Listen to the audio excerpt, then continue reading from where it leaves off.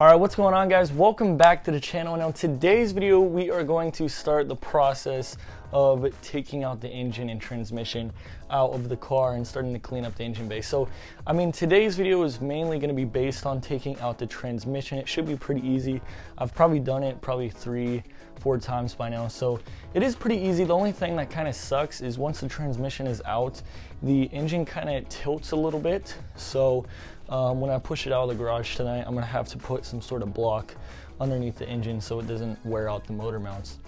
So I decided to pull it into my garage today because it is pretty hot, and I've never really worked on this car in the garage, believe it or not. It's always been too messy, or we just have too much stuff in here. I also have a pool table, so it is pretty cramped in here, but I think we're gonna have enough room to at least get out the transmission.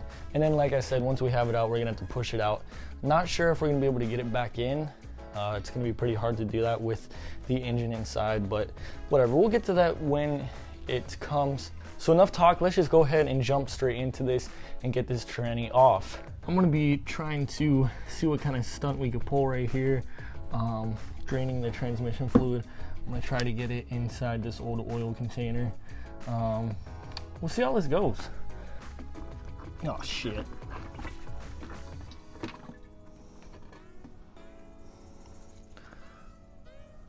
Okay, well, not bad.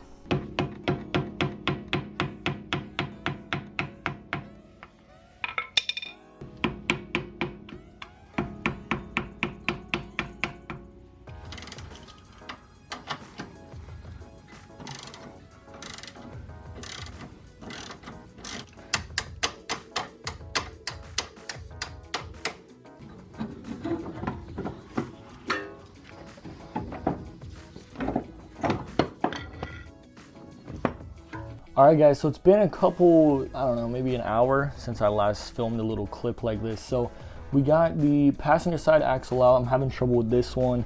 The damn half shaft is stuck on the back of the block, and I've tried everything. I've tried a breaker bar. Don't really know what to do. So what I think I'm gonna do is just when I'm pulling off the tranny, just pull it off to the side, and that should pop out anyways. So now the hardest part, as everybody knows if you've ever done this, is this little piece of crap pin that's on the shift linkage. So yeah, it took quite some time to get this thing out. So believe it or not, I actually got it out with this little step bit. Started out with this, and then when it got up in there, I used this little thing. I don't know, it's just something for a screwdriver. But yeah, fit up in there nice. Finally was able to get this out. Probably took me half an hour. But it looks like we are pretty much ready to start unbolting the tranny and taking it off. So let's do it, guys. Okay guys, so looks like the tranny is ready to come out, hopefully.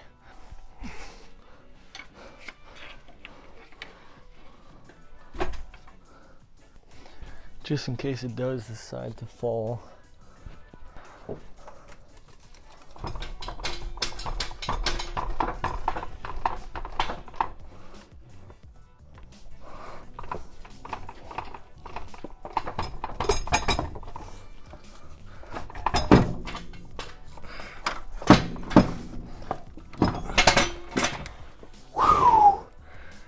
There it is, guys. She is down. All right, guys, so we finally got the tranny out. I had a lot of trouble on those two back bolts, these big, I think they're 19 millimeters. These things were a pain in the butt, but I got it out. It's super dirty. So I think I'm gonna keep it all in the same video, but for now, I'm just gonna pull the teggy out, and we're gonna pressure wash this and maybe even crack it open tomorrow. But like I said, all in the same video. Just want to make sure to clean up all this stuff so I don't get too out of hand. So yeah, guys, let's clean this up. Let's bring the teggy out, and I'll show you guys the transmission in its state right now. And then after we pressure wash it, and then, like I said, we're gonna crack it open.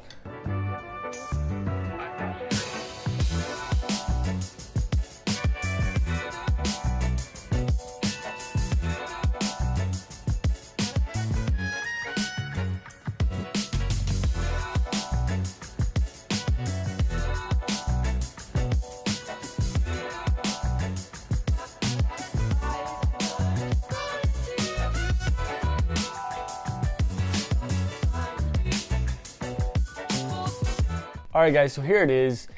We cleaned it as best as we could for now. I might do a little bit more because I am planning on spray painting it, so you have to get pretty much everything off. But it does look pretty good, so we're just gonna leave it at this. So now we are actually going to take this thing apart. So I'm gonna show you guys how to take it apart. Now the first thing to do is take this out.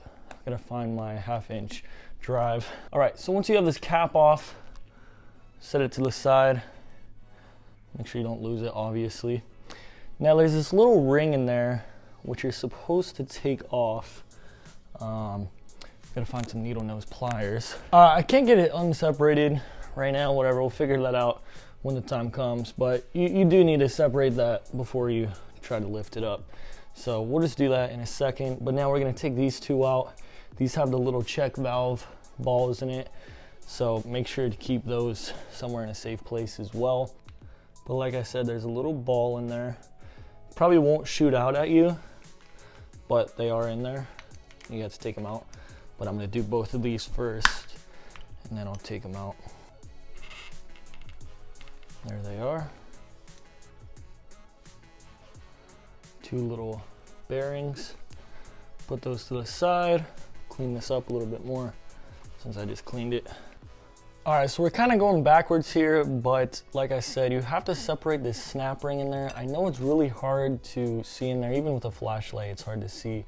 But basically, I wasn't opening it up wide enough. You have to make sure to open up wide enough, and then eventually whatever is in there, it just kind of drops and the snap ring will stay open. So you want to do that, otherwise when you're trying to pull this up, it's not going to come up. Now there is actually one more bolt you have to take off, and it is this one right here. So we're going to take that off. It's a 14 millimeter. Should be pretty easy. It holds like a shaft in or something, I don't know. But take this off.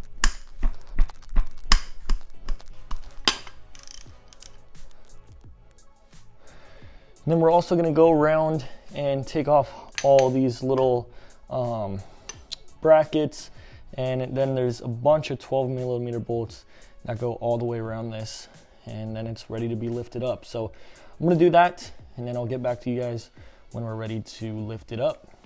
Okay guys, so we're pretty much ready to pry this up. Now, there's a couple different areas you could pry this up. I mean, obviously you don't wanna be jamming a screwdriver in between, and it'll ruin the seal once you try to reseal it. So there's a little spot over here you could do. There's one right here. There's another couple over there, but I just like using this one right here. I think it works the best.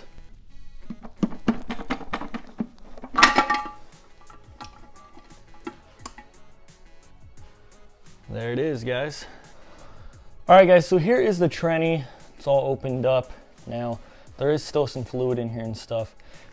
Now, personally, I don't have too much experience with transmissions, so I don't really know what I'm looking for, but I was gonna try to see, you know, I'm gonna do some research. I'm pretty sure the second gear synchro is going bad. Not really sure which is the second gear. Well, this is probably second gear, but I don't really see too much wrong. I mean, like I said, I don't know much about these things, but you know, nothing is seriously out of the ordinary. So yeah guys, that is it for today's video. We will be doing more videos on the Tegi later this week. I'll also probably doing a couple videos on the 370. If you guys want me to mix match it, like do one video of the Z, one video of the Tegi, maybe I could do one of each week, so 2 videos a week. So I could try to do that, see how that goes, if I have enough stuff to, you know, enough content to do. So let me know about that. But anyways, I hope you guys enjoyed this video. If you did, make sure to leave a thumbs up, comment anything that might be helpful to look for in the transmission in the comments down below. That might help me. But yeah, so subscribe if you guys want to follow the Tegi and the 370Z builds, and I'll see you guys in my next video. Peace out, guys.